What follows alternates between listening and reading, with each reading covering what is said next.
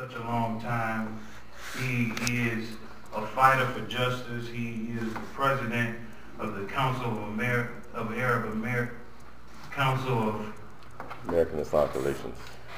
Islamic Relations, and better known as, I call it CARE, amen, like everybody else.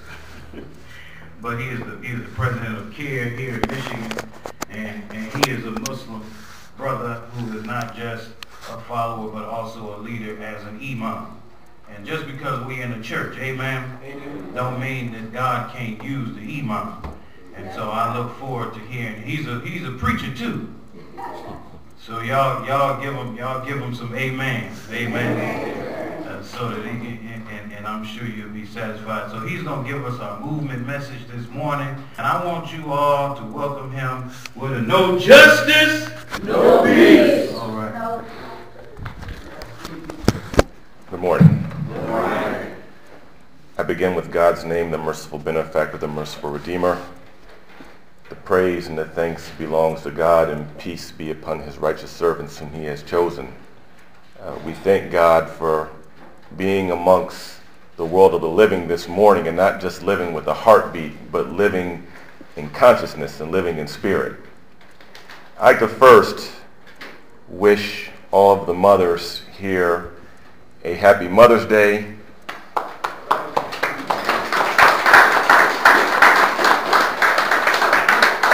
And even of those of you who do not have children, but mothers in your potential, and mothers in your sensitivity, that God has endowed a special gift amongst our sisters.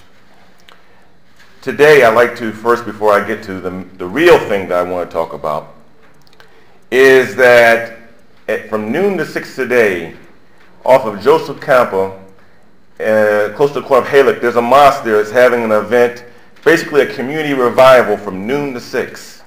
And there's going to be some free food. I invite all of you to come out.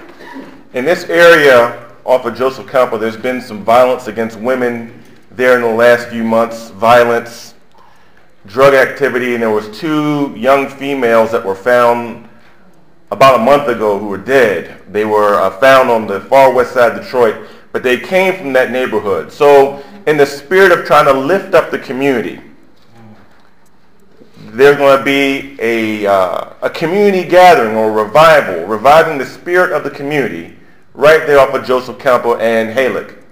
And I like to say, and I hope I don't offend any of you all in here, but as some of us in the city call for greater police presence on the streets, and that there needs to be more funding for more cops on the beat, really calling for militarization on the streets. I think that calling the community together in a spirit of brotherhood and sisterhood and looking out for each other in the ways that we used to is how we're going to protect our sisters and bring more safety to the streets.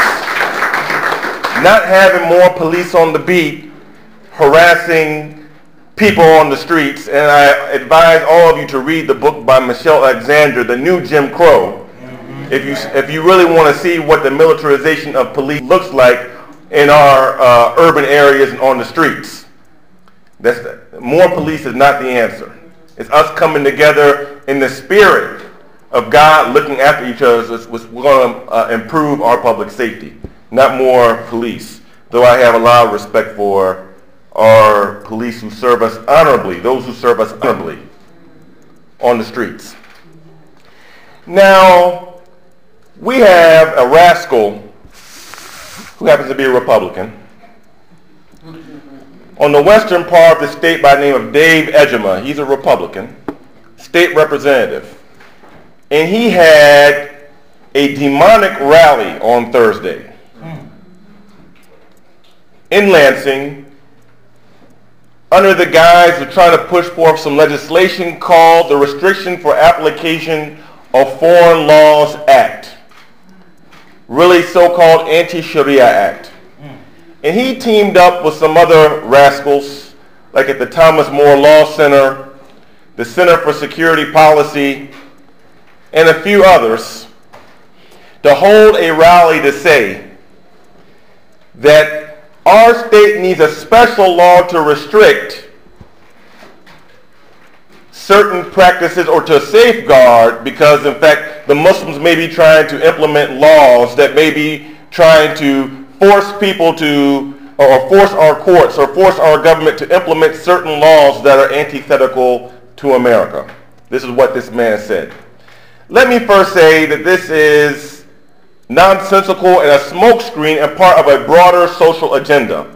First of all, if any of you who have taken a political science 101 class, maybe you remember it in the high school, there's something called the Supremacy Clause in the United States Constitution, which states that no law from local, state, or a foreign government can trump the Bill of Rights and the United States Constitution.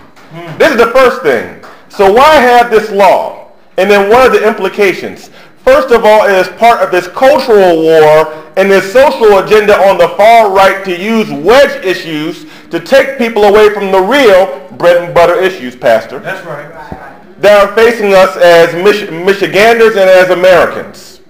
This state representative is the same representative that put forth and endorses repealing and changing of the 14th Amendment that gives birthright citizenship, because he believes that everyone who's born in the state of Michigan perhaps did not need automatic citizenship.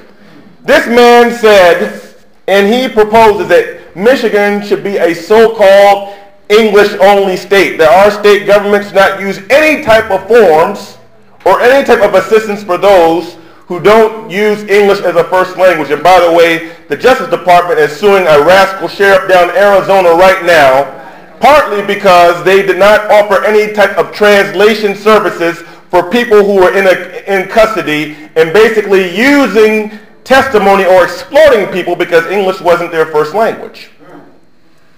This man is an endorser of the Arizona copycat immigration policy that would say that local and state police have the right to pull people who look so-called illegal. How does anyone look illegal to begin with? It is nothing but he endorses and put forth legislation to open up the doors for racial profiling for primarily Latinos, but also Arabs and South Asians. And by the way, for some strange reason, I've actually had a Detroit police officer of Southwest Detroit even question my citizenship. Maybe he thought I was Dominican or Puerto Rican or something. I don't know. I don't know what they were thinking. Yeah, so-called light skin and good hair. I don't know. So this person in this bill that he's putting forth is part of a broader social agenda that's part of the cultural war that some on the far right, primarily Republicans, are trying to wage here in these United States of America, and they brought this nonsense to the state of Michigan. Now, we had our friends at the Michigan Catholic Conference put out a statement talking about what are the negative potentials that this bill could bring forth.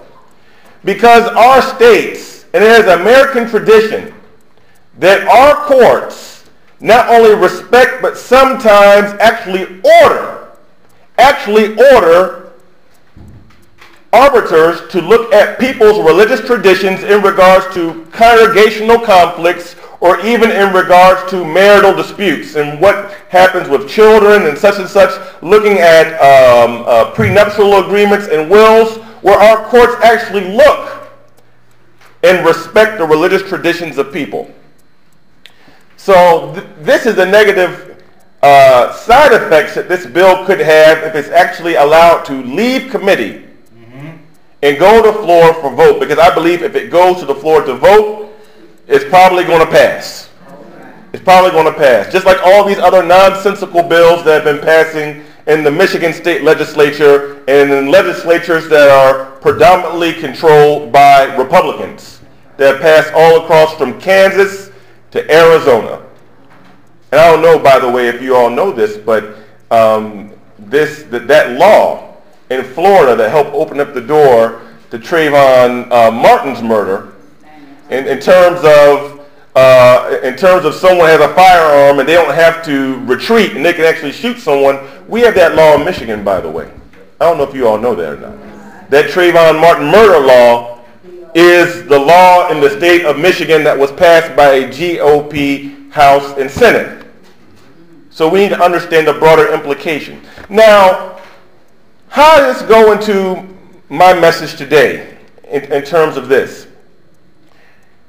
You know, I'm from the Islamic tradition, and we believe that Prophet Muhammad is the last prophet of God in a long series of prophets such as Noah, Abraham, Moses, and the messianic leadership of Jesus Christ. This is a Muslim belief. There's a saying of Prophet Muhammad that surely the one that aids the oppressor is just like the one who would aid Pharaoh over Moses. Surely the one who aids the oppressor is similar to the one who would aid Moses over Pharaoh. And there's two types of aiding.